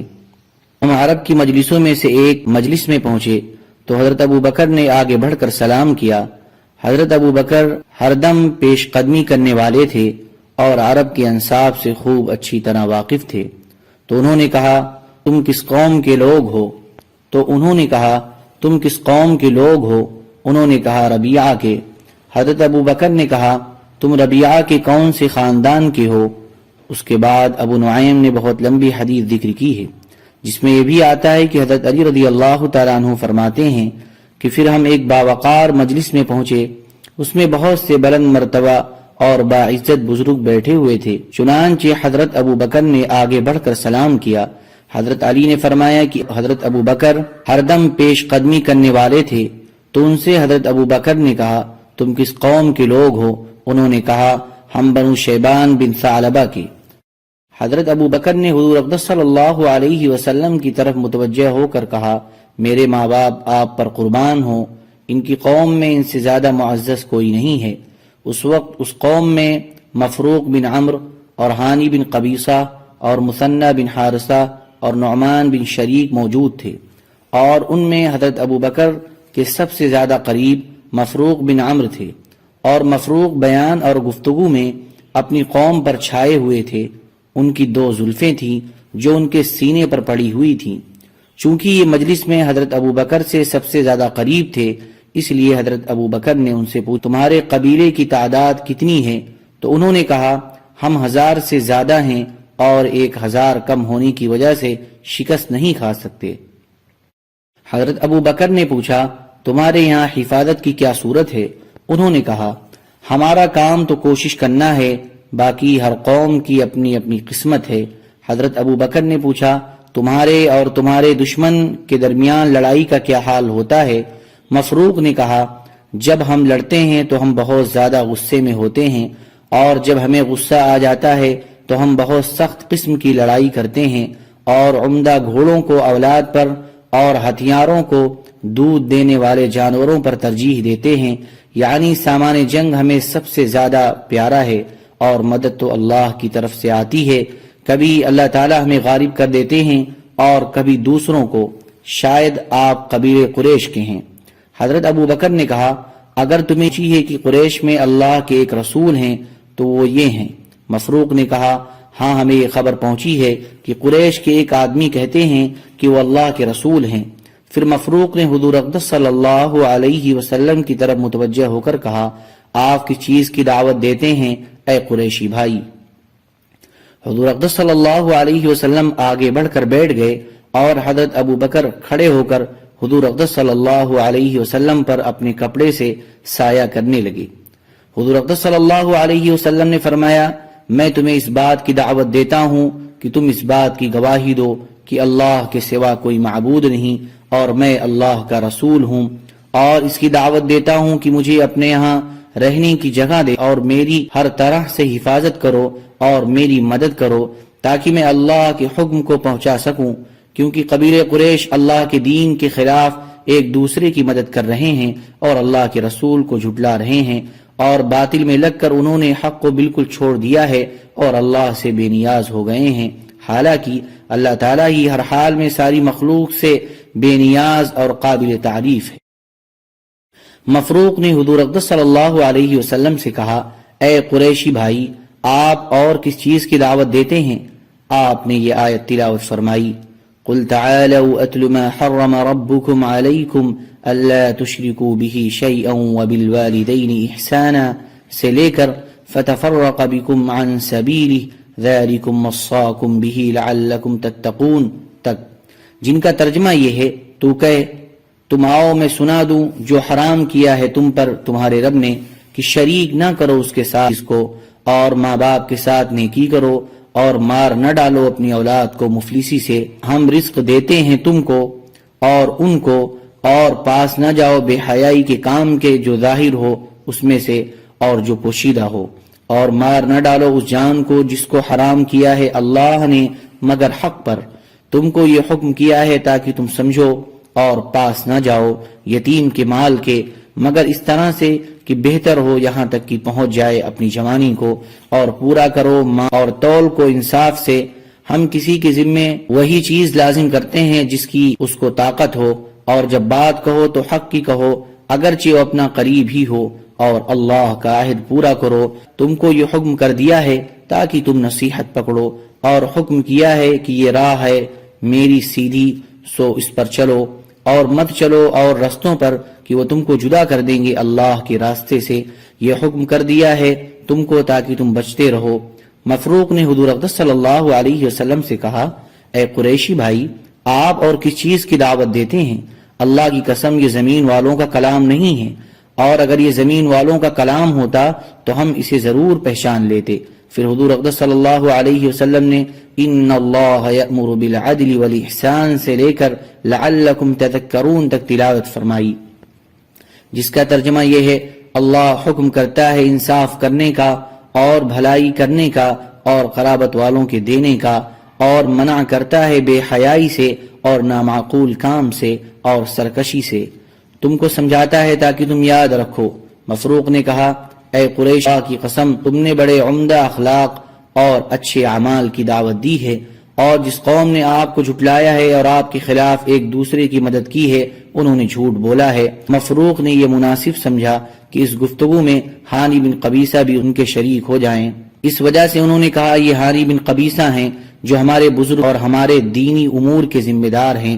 ہانی نے حضور اقدس صلی اللہ علیہ وسلم سے کہا، اے قریشی بھائی، میں نے آپ کی بات سنی اور آپ کی بات کو میں سچا مانتا ہوں، اور میرا خیال یہ ہے کہ آپ کی ہمارے ساتھ یہ پہلی مجلس ہے، اس سے پہلے کبھی ملاقات نہیں ہوئی اور آئندہ کی کوئی خبر نہیں، اور ہم نے ابھی تک آپ کے معاملے میں غور نہیں کیا اور آپ کی دعوت کے انجام کے بارے میں سوچا نہیں، اور ابھی سے ہم اپنے دین کو چھوڑ کر آپ کے دین کو اختیار کر لیں تو اس فیصلے میں غلطی کا امکان ہے، اور یہ کم عقل ہونے اور انجام میں غور نہ کرنے کی نشانی ہے، جلدی کے فیصلے میں غلطی ہو جایا کرتی ہے۔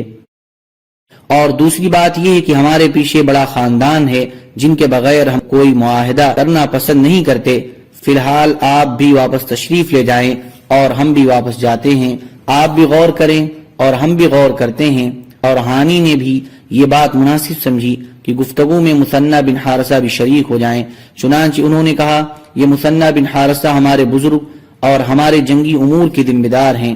اس پر مثنی حضور اقدس صلی اللہ علیہ وسلم سے کہا کہ میں نے آپ کی بات سنی، اور اے قریشی بھائی، مجھے آپ کی بات اچھی لگی اور آپ کا کلام مجھے پسند آیا، لیکن میری طرف سے بھی وہی جواب ہے جو ہانی بن قبیصہ نے جواب دیا، ہم دو ملکوں کی سرحدوں کے درمیان رہتے ہیں، ایک یمامہ ہے اور دوسرا سماوا ہے۔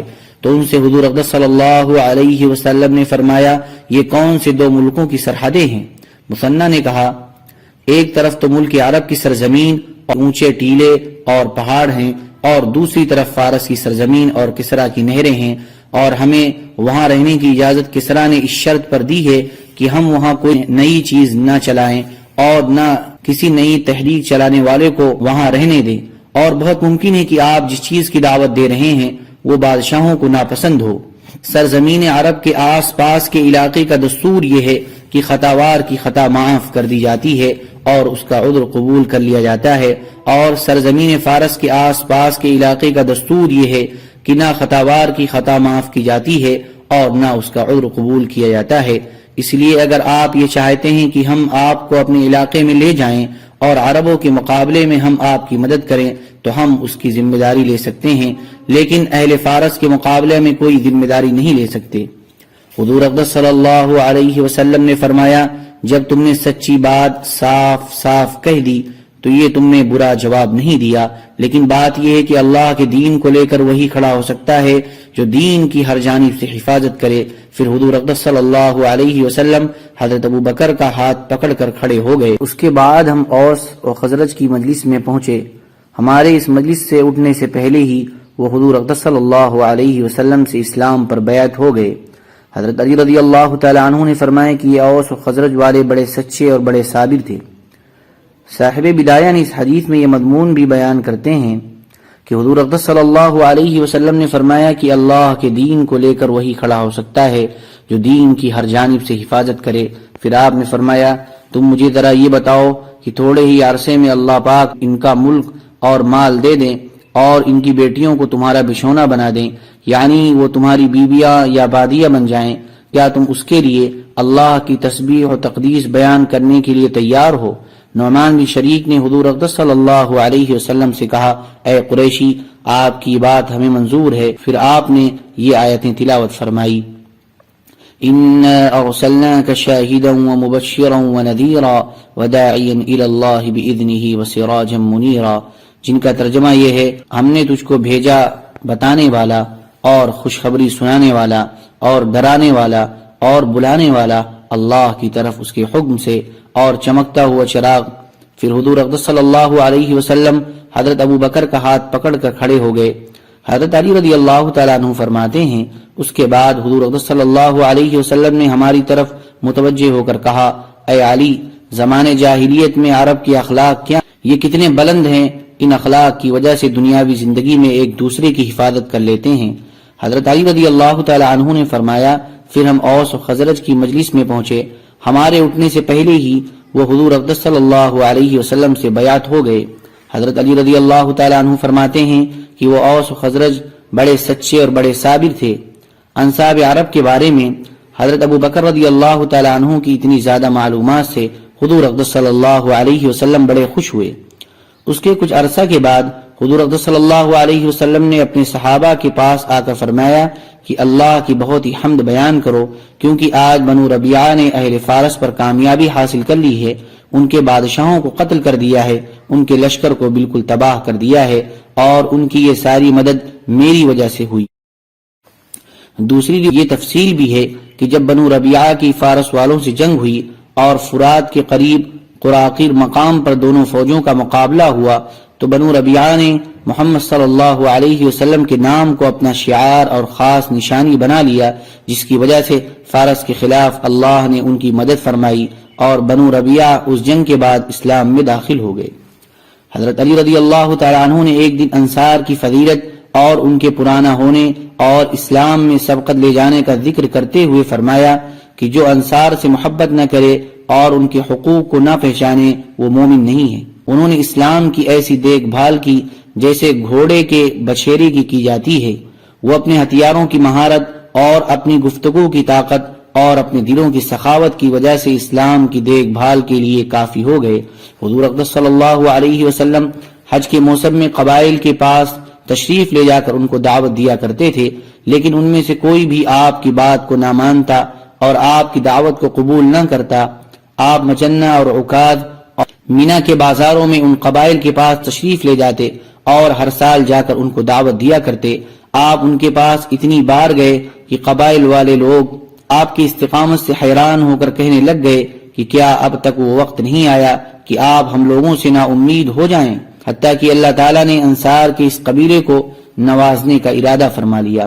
چنانچہ آپ نے ان انصار پر اسلام کو پیش فرمایا جسے انہوں نے جلدی سے قبول کر لیا، اور انہوں نے آپ کو مدینہ میں اپنے پاس ٹھہرا لیا اور آپ کے ساتھ نصرت اور غمخواری کا معاملہ کیا۔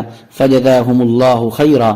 ہم مہاجرین ان کے پاس گئے تو انہوں نے ہمیں اپنے ساتھ گھروں میں ٹھہرایا اور کوئی بھی ہمیں دوسرے کے پاس بھیجنے کو تیار نہ ہوتا، حتیٰ کہ بعض دفعہ ہمیں اپنا مہمان بنانے کے لیے قرعہ اندازی کیا کرتے۔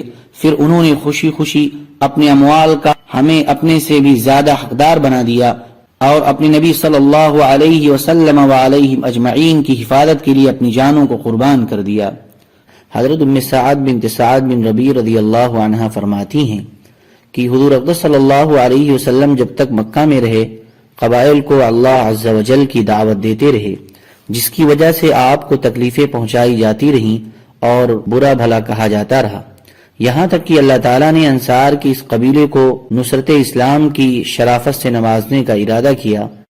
چنانچہ آپ انصار کے کچھ لوگوں کے پاس پہنچے جو عقبہ کے پاس بیٹھے ہوئے مینا میں اپنا سر موڑ رہے تھے۔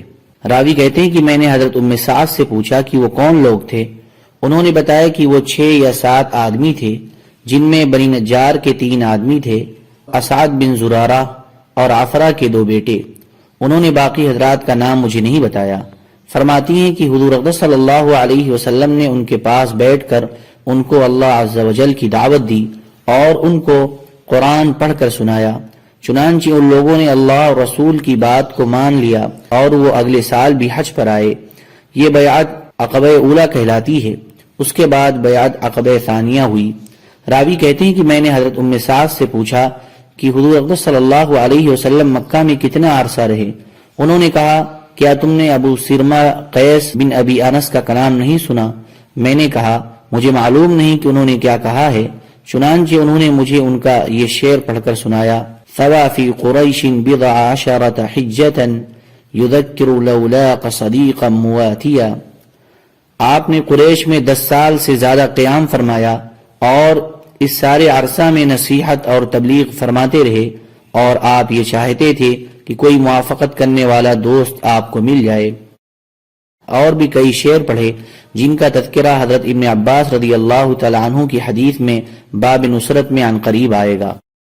حضرت عقیل بن ابی طالب اور حضرت زہری فرماتے ہیں کہ جب مشرکین نے حضور اقدس صلی اللہ علیہ وسلم کے ساتھ بہت زیادہ سختی کا معاملہ شروع کیا تو آپ نے اپنے چچا عباس بن عبد المطلب سے فرمایا: اے میرے چچا، اللہ عز و جل اپنے دین کی مدد ایسی قوم کے ذریعے سے کریں گے جن کو قریش کی جابرانہ مخالفت معمولی بات معلوم ہوگی، اور جو اللہ کے ہاں عزت کے طلبگار ہوں گے.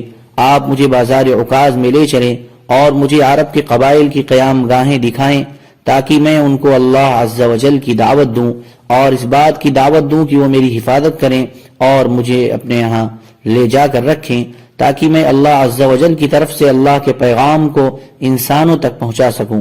راوی فرماتے ہیں کہ حضرت عباس رضی اللہ تعالی عنہ نے فرمایا: اے میرے بھتیجے، آپ عکاظ میں چلیں، میں بھی آپ کے ساتھ چلتا ہوں، آپ کو قبائل کی قیام گاہوں کو دکھاؤں گا. چنانچہ حضور اقدس صلی اللہ علیہ وسلم نے قبیلہ ثقیف سے ابتدا فرمائی اور پھر اس سال حج میں قبائل کو تلاش کر کے دعوت دیتے رہے.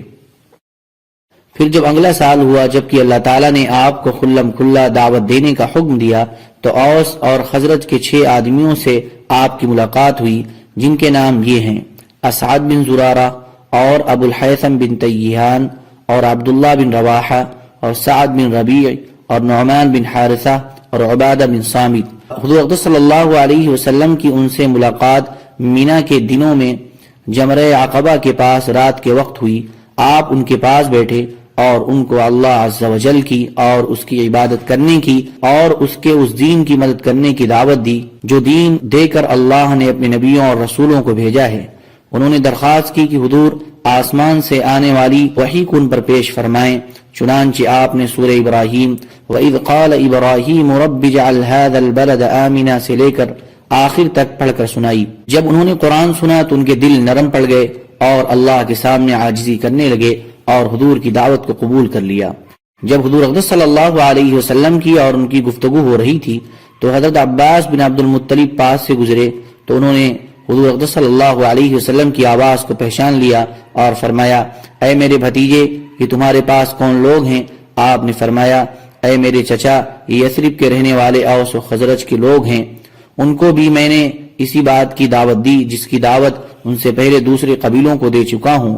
انہوں نے میری دعوت کو قبول کر کے میری تصدیق کی اور یہ کہا کہ وہ مجھے اپنے علاقے میں لے جائیں گے. چنانچہ حضرت عباس بن عبد المطلب اپنی سواری سے نیچے اترے اور اپنی سواری کی ٹانگیں باندھ دی.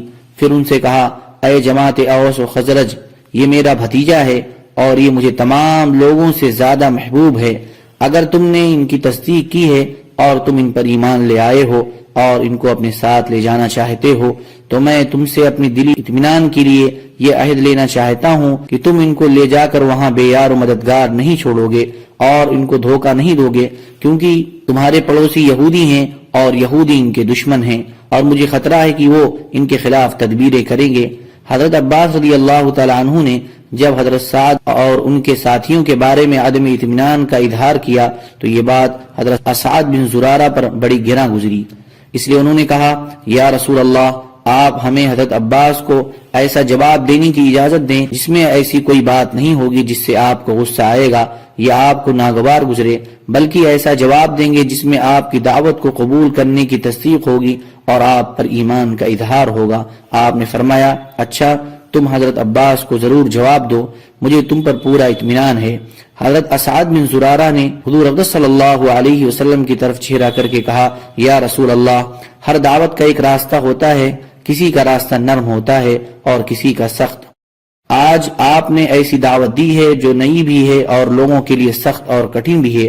آپ نے ہمیں اس بات کی دعوت دی ہے کہ ہم اپنا دین چھوڑ کر آپ کے دین کی اتباع کر لیں، اور یہ بڑا مشکل کام اور سخت گھاٹی ہے، لیکن ہم نے آپ کی اس بات کو قبول کر لیا اور آپ نے ہمیں اس بات کی دعوت دی کہ لوگوں سے ہمارے دور اور قریب کے جتنے رشتے ہیں اور ان سے جس طرح کے تعلقات ہیں ان سب کو ہم ختم کر دیں، یعنی دین کے معاملہ میں صرف آپ کی مانیں اور کسی کی نہ مانیں۔ یہ بھی بڑا مشکل کام اور سخت گھاٹی ہے، لیکن ہم نے اسے بھی قبول کر لیا۔ ہمارا مضبوط جتھا ہے، جہاں ہم رہتے ہیں وہاں ہماری بڑی عزت ہے اور وہاں ہماری سب چیزیں محفوظ ہیں۔ کوئی اس بات کو سوچ بھی نہیں سکتا کہ ہمارا سردار باہر کا ایسا آدمی بن جائے گا جس کو اس کی قوم نے تنہا اور اس کے چچوں نے بے یار و مددگار چھوڑ دیا ہو، اور آپ نے ہم کو دعوت دی کہ آپ کو ہم اپنا سردار بنا لے۔ یہ بھی بڑا مشکل کام اور سخت گھاٹی ہے، لیکن ہم نے آپ کی اس بات کو بھی قبول کر لیا۔ لوگوں کو یہ تمام کام ناپسند ہیں، ان کاموں کو صرف وہی پسند کرے گا جس کی ہدایت کا اللہ نے فیصلہ کر لیا ہو اور جو ان کاموں کے انجام میں خیر چاہتا ہو۔ ہم نے آپ کے ان تمام کاموں کو دل و جان سے قبول کر لیا ہے اور انہیں قبول کرنے کا زبان سے اقرار کر رہے ہیں اور ان کے پورا کرنے میں اپنی ساری طاقت خرچ کر دیں گے، اور آپ جو کچھ لائے ہیں اس پر ہم ایمان لا رہے ہیں اور اس معرفت خداوندی کی ہم تصدیق کر رہے ہیں جو ہمارے دلوں میں پیوست ہو گئی ہے۔ ان تمام باتوں پر ہم آپ سے بیعت ہوتے ہیں اور ہم اپنے رب اور آپ کے رب سے بیعت ہوتے ہیں۔ اللہ کی مدد کا ہاتھ ہمارے ہاتھوں کے اوپر ہے اور آپ کے خون کی حفاظت کے لیے ہم اپنے خون بہا دیں گے اور آپ کی جان کو بچانے کے لیے اپنی جانیں قربان کر دیں گے، اور ان تمام چیزوں سے ہم آپ کی حفاظت کریں گے جن سے ہم اپنی اور اپنے بیوی بچوں کی حفاظت کرتے ہیں۔ اگر ہم اپنے اس عہد کو پورا کریں گے تو اللہ کے لیے پورا کریں گے، اور اگر ہم اس عہد کی خلاف ورزی کریں گے تو یہ اللہ سے غداری ہوگی جو ہماری انتہائی بدنصیبی ہوگی۔ یا رسول اللہ، یہ ہماری تمام گزارشات سچی ہیں اور ان گزارشات کو پورا کرنے کے لیے ہم اللہ ہی سے مدد مانگتے ہیں۔ اس کے بعد حضرت اسعد نے حضرت عباس بن عبد المطلب کی طرف چہرہ کر کے کہا، اے وہ شخص جو اپنی بات کہہ کر ہمارے اور نبی کریم صلی اللہ علیہ وسلم کے درمیان آ گیا ہے، اللہ ہی جانتا ہے کہ آپ کا ان باتوں سے کیا مقصد ہے۔ آپ نے یہ کہا کہ یہ آپ کے بھتیجے ہیں اور تمام لوگوں سے زیادہ آپ کے محبوب ہیں، تو ہم نے بھی ان کی وجہ سے اپنے قریب اور دور کے تمام رشتہ داروں سے تعلقات توڑ لیے ہیں، اور ہم اس بات کی گواہی دے رہے ہیں کہ یہ اللہ کے رسول ہیں۔ اللہ نے ان کو اپنے پاس سے بھیجا ہے، یہ جھوٹے نہیں ہیں، اور جو کلام یہ لائے ہیں وہ انسانوں کے کلام سے ملتا جلتا نہیں۔ باقی آپ نے جو یہ کہا کہ آپ ان کے بارے میں ہم سے تب مطمئن ہوں گے جب آپ ہم سے پختہ عہد لے لیں گے، تو حضور اقدس صلی اللہ علیہ وسلم کے لیے ہم سے جو بھی کوئی پختہ عہد لینا چاہیں ہمیں اس سے انکار نہیں ہے، لہذا آپ جو عہد لینا چاہتے ہیں لے لیں۔ اور پھر حضور اقدس صلی اللہ علیہ وسلم کی طرف متوجہ ہو کر عرض کیا، یا رسول اللہ، اپنی ذات کے لیے آپ جو عہد ہم سے لینا چاہیں گے لے لیں، اور اپنے رب کے لیے جو شرطیں ہم پر لگانا چاہے لگا لیں۔ آگے حدیث میں ان حضرات کے بیعت ہونے کا پورا قصہ مذکور ہے۔ حضور اقدس صلی اللہ علیہ وسلم کا بازار جا کر دعوت کو پیش کرنا۔ حضرت ربیعہ بن عباد رضی اللہ عنہ جو قبیلہ بنی دیل کے ہیں، جنہوں نے جاہلیت کا زمانہ پایا تھا اور وہ مسلمان ہو گئے تھے، وہ فرماتے ہیں کہ میں نے حضور اقدس صلی اللہ علیہ وسلم کو زمان جاہلیت میں بازار ذی المجاز میں دیکھا کہ آپ فرما رہے تھے، اے لوگو، لا الہ الا اللہ کہو، کامیاب ہو جاؤ گے۔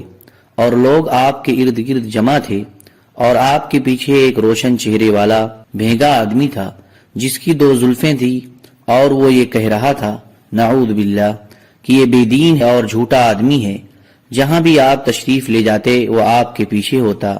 میں نے اس آدمی کے بارے میں پوچھا کہ یہ کون ہے؟ لوگوں نے بتایا کہ ان کا چچا ابو لہب ہے۔ ایک روایت میں یہ بھی ہے کہ آپ ابو لہب سے بھاگتے تھے اور وہ آپ کا پیچھا کرتا تھا۔ ایک اور روایت میں یہ ہے کہ لوگ آپ پر ٹوٹے پڑتے تھے۔ لوگوں میں سے میں نے کسی کو آپ کے سامنے بولتے ہوئے نہیں دیکھا، اور آپ مسلسل دعوت دیتے جاتے تھے اور خاموش نہیں ہوتے تھے۔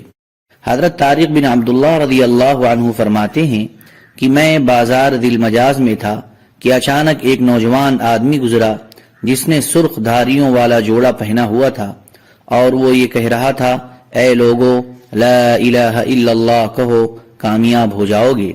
اور اس کے پیچھے ایک آدمی تھا جس نے اس نوجوان کے ایڑیوں اور پڑلیوں کو زخمی کر رکھا تھا، اور وہ کہہ رہا تھا کہ اے لوگو، یہ جھوٹا ہے، اس کی بات مت مانو۔ میں نے پوچھا، یہ کون ہے؟ کسی نے کہا، یہ بنی ہاشم کا نوجوان ہے جو اپنے آپ کو اللہ کا رسول بتاتا ہے، اور دوسرا اس کا چچا عبد العزیٰ ابو لہب ہے۔ آگے حدیث اور بھی ہے۔ بنی مالک بن کنانہ کے ایک آدمی بیان کرتے ہیں کہ میں نے حضور اقدس صلی اللہ علیہ وسلم کو بازار ذی المجاز میں پھرتے ہوئے دیکھا۔ آپ فرما رہے تھے، اے لوگو لا الہ الا اللہ کہو، کامیاب ہو جاؤ گے۔ وہ صاحب کہتے ہیں کہ ابو جہل آپ پر مٹی پھینکتا اور کہتا، خیال رکھنا یہ آدمی تمہیں تمہارے دین سے ہٹا نہ دے، یہ تو چاہتا ہے کہ تم اپنے خداؤں کو اور لات و عزیٰ کو چھوڑ دو، اور حضور اقدس صلی اللہ علیہ وسلم اس کی طرف کوئی توجہ نہ فرماتے تھے۔ راوی کہتے ہیں کہ میں نے عرض کیا کہ آپ حضور اقدس صلی اللہ علیہ وسلم کا حلیہ اور اس وقت کی حالت بیان کرنے۔ انہوں نے کہا کہ حضور اقدس صلی اللہ علیہ وسلم نے 2 سرخ دھاریوں والی چادریں پہنی ہوئی تھیں، آپ کا قد درمیانہ اور جسم بھرا ہوا اور چہرہ انتہائی حسین اور بال بہت کالے، اور آپ خود بہت گورے چٹے تھے، اور آپ کے بال پورے اور گنجان تھے۔ اور قبائل عرب پر دعوت کو پیش کرنے کے باب میں حضور اقدس صلی اللہ علیہ وسلم کا بازار عکاظ میں دعوت دینا پہلے صفحہ 123 پر گزر چکا ہے۔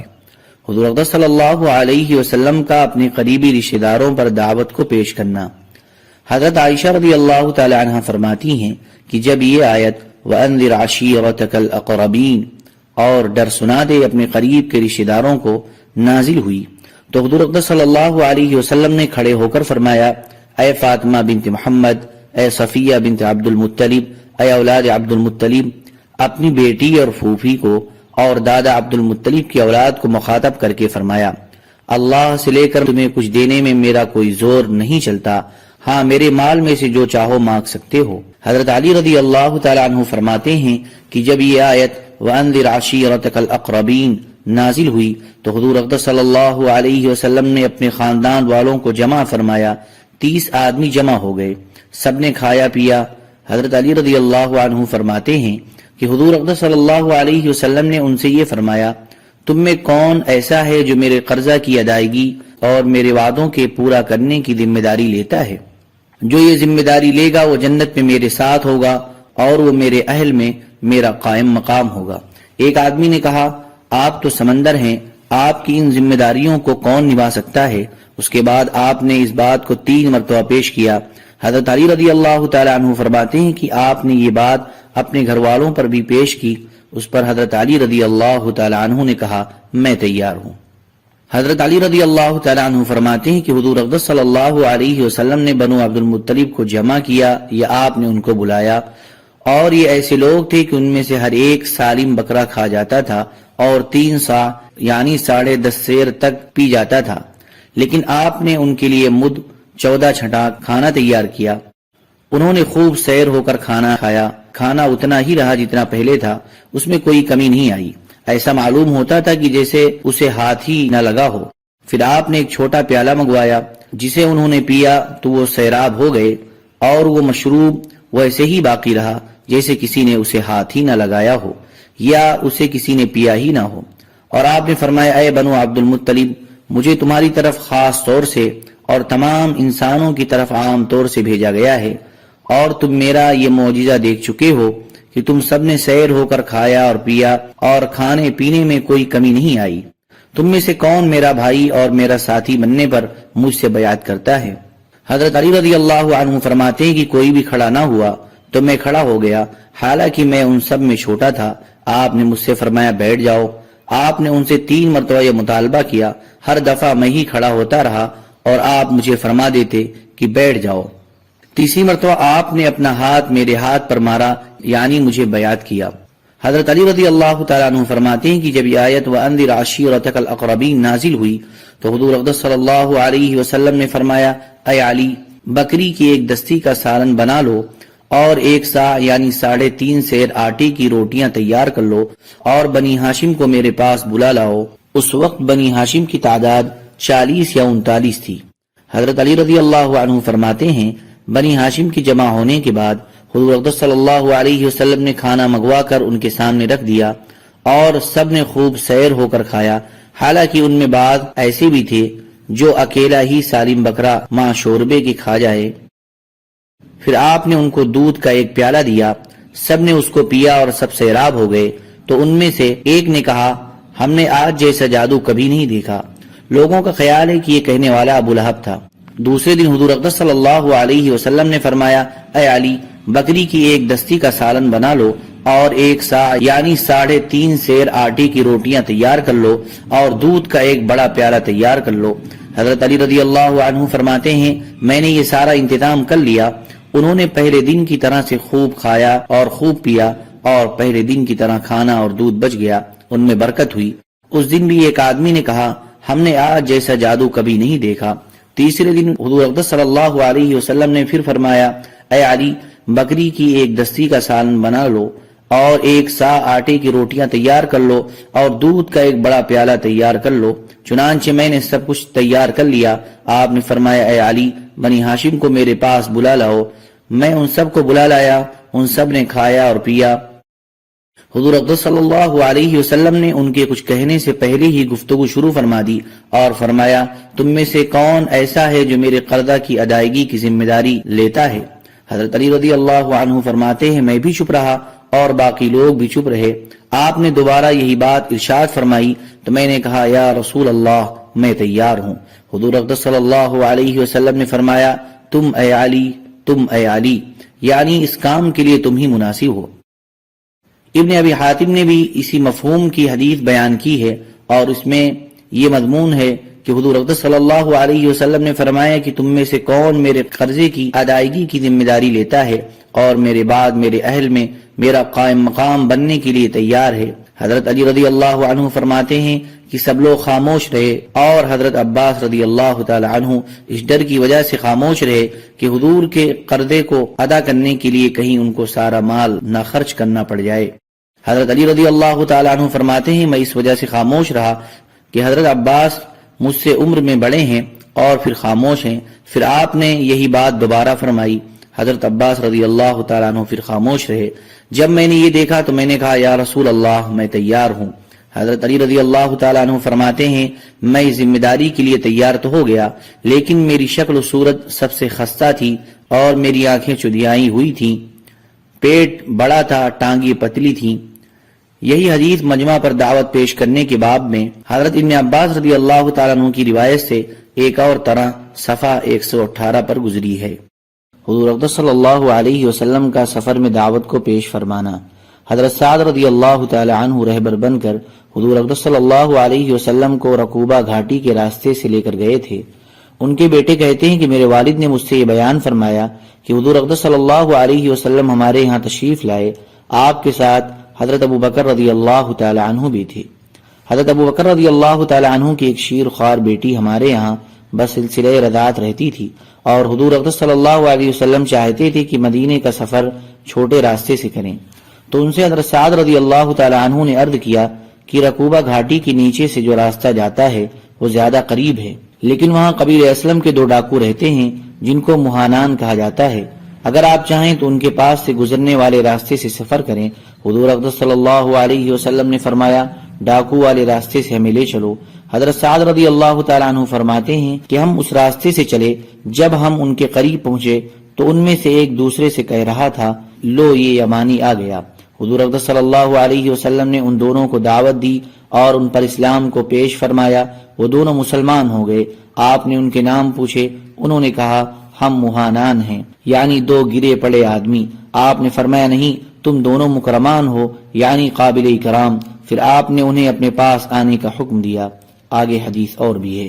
حضرت ابن عمر رضی اللہ تعالیٰ عنہ فرماتے ہیں کہ ہم ایک سفر میں حضور اقدس صلی اللہ علیہ وسلم کے ساتھ تھے، سامنے سے ایک دیہاتی آیا، جب وہ حضور اقدس صلی اللہ علیہ وسلم کے قریب پہنچا تو اس سے حضور اقدس صلی اللہ علیہ وسلم نے پوچھا کہاں کا ارادہ ہے؟ اس نے کہا اپنے گھر جا رہا ہوں۔ آپ نے فرمایا کیا تم کوئی بھلی بات لینا چاہتے ہو؟ اس نے کہا وہ بھلی بات کیا ہے؟ آپ نے فرمایا تم کلمہ شہادت اشہد ان لا الہ الا اللہ وحدہ لا شریک لہ وان محمدا عبدہ ورسولہ پڑھ لو۔ اس نے کہا جو بات آپ کہہ رہے ہیں کیا اس پر کوئی گواہ ہے؟ آپ نے فرمایا یہ درخت گواہ ہے۔ چنانچہ حضور اقدس صلی اللہ علیہ وسلم نے اس درخت کو بلایا اور وہ درخت وادی کے کنارے پر تھا۔ وہ درخت زمین کو پھاڑتا ہوا آپ کے سامنے آ کر کھڑا ہو گیا۔ آپ نے اس سے 3 مرتبہ گواہی طلب فرمائی۔ اس نے 3 مرتبہ گواہی دی کہ حضور اقدس صلی اللہ علیہ وسلم جیسے فرما رہے ہیں بات ویسے ہی ہے۔ پھر وہ درخت اپنی جگہ واپس چلا گیا۔ وہ دیہاتی اپنی قوم کے پاس واپس چلا گیا اور جاتے ہوئے اس نے حضور اقدس صلی اللہ علیہ وسلم سے یہ عرض کیا کہ اگر میری قوم والوں نے میری بات مان لی تو میں ان سب کو آپ کے پاس لے آؤں گا، ورنہ میں خود آپ کے پاس واپس آ جاؤں گا اور آپ کے ساتھ رہا کروں گا۔ حضرت عاصم اسلمی رضی اللہ تعالیٰ عنہ فرماتے ہیں کہ جب حضور اقدس صلی اللہ علیہ وسلم نے مکہ سے مدینہ کو ہجرت فرمائی اور آپ غمیم کے مقام پر پہنچے تو حضرت برید بن حصیب رضی اللہ عنہ آپ کی خدمت میں حاضر ہوئے۔ آپ نے ان کو اسلام کی دعوت دی، وہ بھی مسلمان ہو گئے اور ان کے ساتھ تقریباً 80 گھرانے بھی مسلمان ہوئے۔ پھر حضور اقدس صلی اللہ علیہ وسلم نے عشاء کی نماز پڑھائی اور انہوں نے آپ کے پیچھے نماز ادا کی۔ حضور اقدس صلی اللہ علیہ وسلم کا دعوت دینے کے لیے پیدل سفر فرمانا۔ حضرت عبداللہ بن جعفر رضی اللہ تعالی عنہ فرماتے ہیں کہ جب ابو طالب کا انتقال ہوا تو حضور اکرم صلی اللہ علیہ وسلم نے طائف والوں کو اسلام کی دعوت دینے کے لیے طائف پیدل تشریف لے گئے۔ آپ نے ان کو اسلام کی دعوت دی لیکن انہوں نے آپ کی دعوت کو قبول نہ کیا۔ آپ وہاں سے واپس ہوئے، راستے میں ایک درخت کے سائے میں 2 رکعت نماز پڑھی اور پھر یہ دعا مانگی: اللہم انی اشکو الیک ضعف قوتی وہوانی علی الناس یا ارحم الراحمین انت ارحم الراحمین الی من تکلنی الی عدو یتجہمنی ام الی قریب ملکتہ امری ان لم تکن غضبان علی فلا ابالی غیر ان عافیتک اوسع لی اعوذ بوجہک الذی اشرقت له الظلمات وصلح عليه أمر الدنيا والآخرة أن ينزل بي غضبك أو يحل بي سخطك لك العتبى حتى ترضى ولا قوة إلا بالله۔ اے اللہ، تجھ سے ہی شکایت کرتا ہوں اپنی کمزوری اور لوگوں میں ذلت و رسوائی کی۔ اے ارحم الراحمین، تو ارحم الراحمین ہے۔ تو مجھے کس کے حوالے کرتا ہے؟ کسی ایسے دشمن کے جو مجھے دیکھ کر تر شروع ہوتا ہے اور منہ چڑھاتا ہے، یا ایسے رشتہ دار کے جس کو تو نے مجھ پر قابو دے دیا۔ اے اللہ، اگر تو مجھ سے ناراض نہیں تو مجھے کسی کی بھی پرواہ نہیں، تیری حفاظت مجھے کافی ہے۔ میں آپ کے اس چہرے کے طفیل جس سے تمام اندھیریاں روشن ہو گئیں اور جس سے دنیا اور آخرت کے سارے کام درست ہو جاتے ہیں، اس بات سے پناہ مانگتا ہوں کہ مجھ پر تیرا غصہ ہو یا تو مجھ سے ناراض ہو۔ تیری ناراضگی کا اس وقت تک دور کرنا ضروری ہے جب تک تو راضی نہ ہو۔ اللہ کے سوا کسی سے نیکی کی طاقت نہیں ملتی۔ یہی حدیث دعوت اللہ کی وجہ سے تکلیفیں برداشت کرنے کے باب میں حضرت زہری وغیرہ کی روایت سے اور تفصیل سے آئے گی۔ سبحان ربک رب العزت عما یصفون وسلام علی المرسلین والحمد للہ رب العالمین۔